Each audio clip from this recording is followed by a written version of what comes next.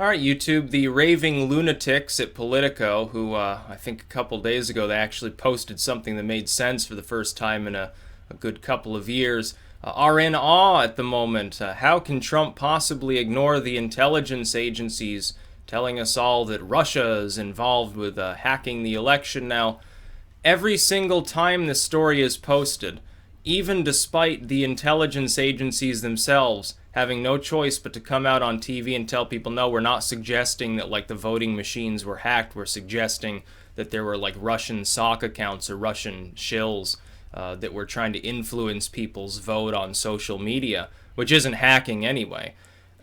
Despite that, every single time that the intelligence agencies tell us something and they don't give us proper evidence, I don't mean what the DHS gave us, which is a sheet of IP addresses basically with locations that could be easily falsified in a myriad of ways.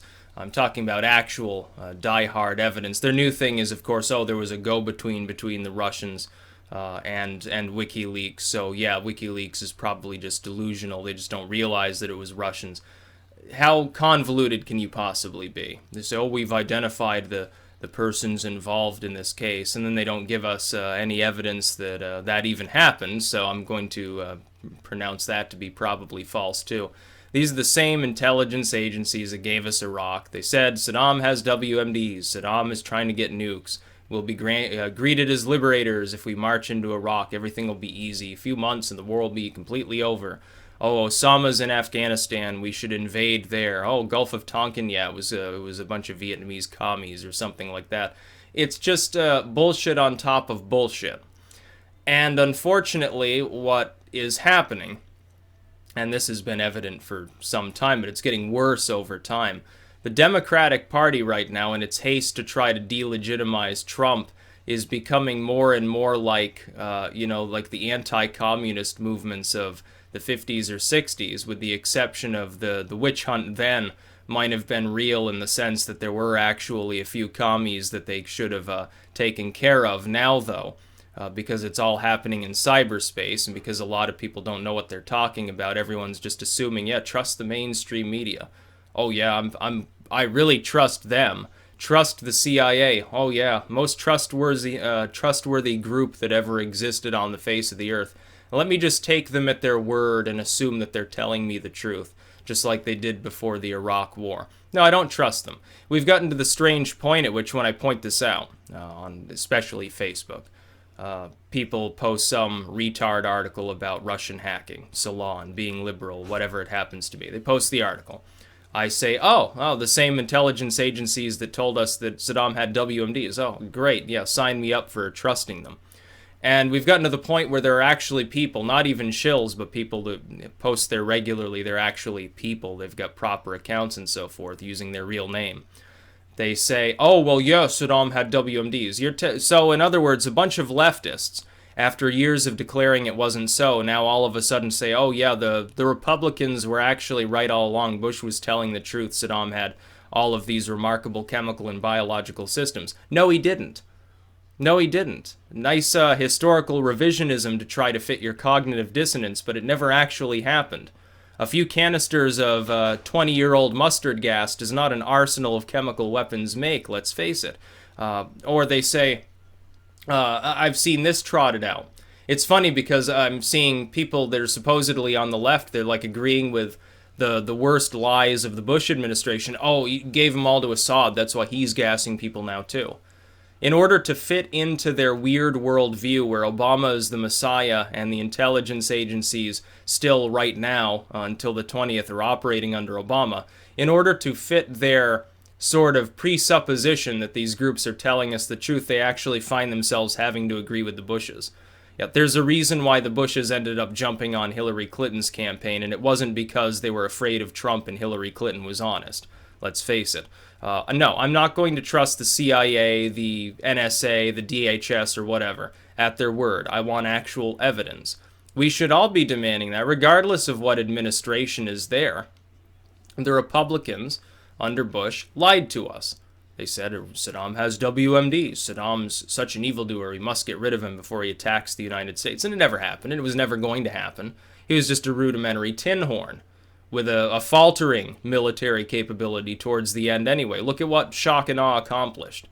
Look at what happened. Did his forces actually stand and fight, or did most of them run? Most of them ran. Those that didn't run died. Well, wonderful. Yeah, what a wonderful military he had. He really could have invaded the United States. He could have posed a grave threat to our European allies too, I'm sure. No, of course he couldn't. Gaddafi. Oh, if we just run this no-fly zone and get Gaddafi out, Libya will be so much better off without evil, horrible, despicable Gaddafi. Is it better off? No. What about Syria? Oh, the FSA is fighting for freedom. We find out, of course, Obama lied repeatedly. At first he said, oh, I'm only giving, logistic aid to the FSA, that's all. We find out he's also giving non-lethal aid. Oh, don't worry, it's just non-lethal aid. It's like, medical supplies, MREs, and stuff like that. We then find out, no, he's sending them all sorts of lethal aid. He's sending them anti-tank systems and everything else under the sun. We then find out it's all finding its way to ISIS, that the FSA is basically ISIS light anyway. The government, look at what they did with the NSA. We don't have to go back to the Iraq War to find examples of the government straight up lying to the American people. All we have to do is go back to the NSA kerfuffle with Edward Snowden. And in all of these cases, every single one of them, the excuse is the same. The excuse is, oh, don't look at what has actually been revealed here. Look at who revealed it, and then assume that they're unpatriotic. In Edward Snowden's case, it was he's a Chinese espionage agent. He's a Russian espionage agent. He just hates the United States. He's unpatriotic. He's an evil, despicable person. Chelsea Manning, same thing. Julian Assange, same thing. The DNC, without a shred of evidence, claims that it was the Russians that hacked them. Assange says no. I'm going to take his word over theirs. I've got no reason to distrust WikiLeaks. WikiLeaks has released stuff on Russia too. I think people forget this. They've released stuff on Iraq when Bush was president, back when Republicans were in charge. I have no doubt that over the first 4 years of what will probably be two-term Trump, they will release more info. And then some of these Republicans say, oh, told you so, anti-United States, horrible Russian evil people just trying to screw with the United States. No, it'll be whistleblowers. Assange is simply publishing material others give him. If he says that it wasn't the Russians that gave him the DNC's documents, I'm much more inclined to trust him because of his track record than to trust intelligence agencies that came out and lied to us over and over on the NSA, on the Iraq War, on the Iraq dumps, actually, from WikiLeaks back, almost a decade ago, and so forth. I'm going to trust the group that has a better track record. The idea that patriotism is, just listen to whatever your government fucking shoves down your throat, that's not patriotism. The United States government and the United States as a national entity are two totally different things. I can support the United States without supporting everything the government says. In fact, more often than not, the government is blatantly wrong. The government's responsible for many of our problems in this country. Why the hell would I assume that they're telling me the truth and not trying to pull the wool over my eyes again? That's what I'm going to assume. When Politico comes out and acts with bewilderment, how can Trump possibly distrust him? Well, maybe he remembers Iraq. Maybe he remembers the NSA. Maybe he remembers Afghanistan. Maybe he remembers the Gulf of Tonkin. Maybe he remembers anything else under the sun, where some intelligence agency told us it was one way and it was totally another way. And they did this for economic reasons, political reasons, social reasons. Political parties do it for election-related reasons, which is fairly obviously why the DNC tried to use Russia as a smokescreen for its own stupidity. They didn't want you to read the actual content of the leaks. They wanted to convince you that the people that did the leaking were trying to destroy the United States or something. This did not jeopardize the United States. It jeopardized the DNC's ability to wage an election. They were already doing it so poorly, it's not even clear that that was the death knell of Hillary Clinton's campaign. I like to think that it had to do with a lot more than that. It had to do with the fact that Obama's recovery didn't hit the flyover states or the Rust Belt. or small town America, even in some of the blue states. That's what caused the election result, largely. WikiLeaks was an afterthought. It was important, but it was ultimately an afterthought. WikiLeaks is more involved in, hey, we're whistleblowers. We think there should be transparency. The government's doing something wrong. If you see something, say something. What the hell's wrong with that? We'd have a lot better a country. And this extends to other countries as well. I'm not just talking about our government being corrupt. The Russian government's corrupt. Chinese government's corrupt. North Korean government's completely corrupt. Every European government's corrupt. Every government is corrupt. That's the point. You need more transparency. The more you have, the better things tend to be. People look at these leaks. They don't want to believe that the government operates, I think, with such a degree of scumminess as the DNC appears to operate. But you've got to understand the DNC's sort of internal workings. You can extrapolate and assume that that's sort of how the way the Obama administration has worked. Now, I'm not going to give a pass to the Republicans. They work the same way. There's a reason why the McCains and Lindsey Grahams want to go after WikiLeaks. Say, oh, Trump needs to acknowledge that it was Russian hackers because the CIA says so. I wouldn't acknowledge it either if I were in his position. I'd say, no, I want to see actual evidence of this. The American people deserve to see that evidence. If you can't pony it up, then your claim means fucking nothing. Why the hell should I trust a bunch of coke-running hooker hirers that go to Latin America to get completely stoned and then, use the drug money from running it to buy more helicopters under the table like the CIA does? Who cares what they say? The FBI I'll take a little bit more seriously. I won't take the NSA seriously because I consider their very organization to be an affront to the Constitution. It should have been completely disbanded. Instead, Congress decided to simply slap a Band-Aid on a gaping wound, as I've said many times. And that's all they did, because largely Ted Cruz and Mitch McConnell. Rand tried to hold them accountable. He didn't get his way, though, because the others that were with him abandoned him at the 11th hour. Rand, the only sane man in the Senate. But, yeah, fuck Politico. And who cares what the CIA says? Who cares what the intelligence agencies say? Half the time they're not intelligent. What's the point of listening to them? What, do you want them to get us involved in another war? Oh, great, yeah. Who will that war be against, exactly? You gonna fight the Russians? Cause the Third World War to come about? It'll last a couple of hours, that's about all. At least it'll be a short war. For real this time. When they told us that Iraq would be a short war, a few months and we'll be completely done with this crap, they were lying to us. They wouldn't be lying if they told us that about a war with Russia, though, because fairly quickly all those missiles would be flying and most of you would be dead. Most of the Russians, most of those here, most of everybody in Europe, most people in China, I'm sure, East Asia, India and Pakistan would pummel each other. They'd all be dead, essentially. You'd have southern half of Africa would still have people in it. Most of Latin America and maybe Oceania. There might be some Australians and New Zealanders left alive. That'd be basically, New Zealand would probably become the new technological world power, which is funny to think of. They're mechanized sheep farming or something like that.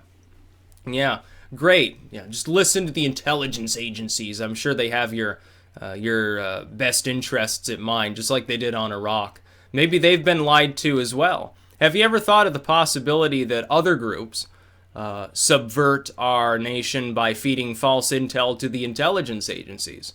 And then they just don't fess up to the fact that they were tricked because then they would be sort of disqualifying the reasons for their own existence. Has anybody thought of that possibility? Maybe WikiLeaks is telling the truth and the CIA has been duped by some double agent or something like that in order to sow discord. Maybe the real goal of whatever enemy is involved with this is to denigrate the Trump administration in hopes that our economy won't get fixed so that we continue spending ourselves into oblivion, running ourselves into the ground with proxy wars. I would think if you wanted to really rot away American hegemony, the way that you would do it is keep entrapping them in more proxy wars, run up the debt, cripple a little bit of manpower here and there, certainly drive a wedge between the government and the people by forcing the government to become increasingly more authoritarian, plant people on the inside to suggest fixes that won't work, strangulate it with bureaucracy. I'd think that'd be a much more effective way than, we're going to rig their election using sock accounts, using our shill army. Of course, Russia uses sock account shill armies. Every nation does. There are British proxies. There are, sock accounts. There are French sock accounts. There are U.S. sock accounts. There are Chinese sock accounts. All of them do the same thing. It's been happening for years. It happens to, average internet users. I've seen them on my channel. They certainly operate on much larger channels and platforms. That's absolutely true, but a coordinated effort to try to deny Clinton the presidency doesn't make sense, especially when you come to think Clinton helped basically secure their nuclear weapons futures with Uranium One. She was there at the time that deal was struck, when she was Secretary of State, taking their money, of course, in return, I'm sure. At the time, she was like the best friend the Russians had. Now you want to turn around and tell me, oh, they hated Clinton, they were so terrified of her. And let me assume for a moment that all this is true and they really did try to stop Clinton. Don't you think there's the vague possibility they did so because they had got wind that she was a total lunatic and actually would try to start a war with the Russians or with Iran or something like that, or Syria, where they're already involved? She said it herself. Oh yeah, the Iranians need to know. This was when she was campaigning against Obama. The Iranians need to know if I'm elected, there will be a war against Iran. Wonderful. What a great way to start a world war. An atomic conflict. What a great way to do that. Yeah, we're just going to go attack this country and Russia magically won't get involved. Yeah, okay, that makes perfect sense. That makes so much sense. We're going to go to war in Syria, where the Russians are already operating. We're going to run a no-fly zone where they're already flying. I'm sure this couldn't lead to any problems. Maybe the Russians actually, for once, were doing something noble and trying to stave off a nuclear war. Has anybody thought of this possibility? The intelligence agencies never, by the way, assuming I take them at face value, which I don't, do they ever once in any of these reports or statements they make denote why the Russians would attempt to interfere using propaganda online? No. Why do you think that is? Do you think they want to cast them in a positive light? I don't even care about the state of Russia, Putin least of all. Putin's just another tin horn. He's an oligarchic figure, sort of a dictator light. He's got a council of really rich people that back what he does. He can't operate without their consent, I'm sure. That's sort of the Russian governmental structure that's been in place for several centuries.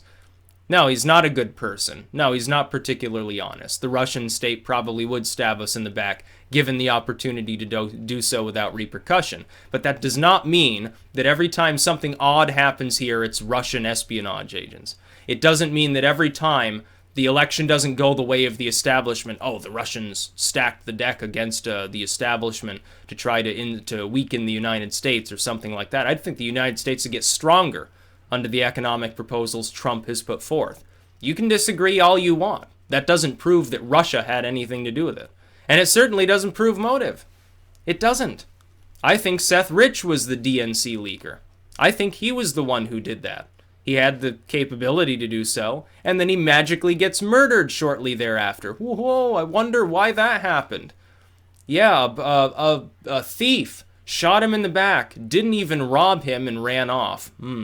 That makes perfect sense. No, I don't think that it does. Ramsey Paul, by the way, lays out his case for why he thinks it was Seth Rich in one of his videos that he uploaded recently. I happen to agree with him. I think there's a pretty damn good chance he was the one that gave the documents to WikiLeaks. He was killed for doing so. That's what Podesta specifically was referencing in his email, in my opinion, with regards to making an example of whistleblowers. I think it fits together fairly easily. There are people that think that it is exceptionally unlikely or impossible that the DNC would whack somebody for leaking their emails. Yet at the same time, they think that an entirely different state interfered with an election that they themselves proclaimed could not be rigged or interfered with a few months before. That is called stupidity. That's about all. Peace out.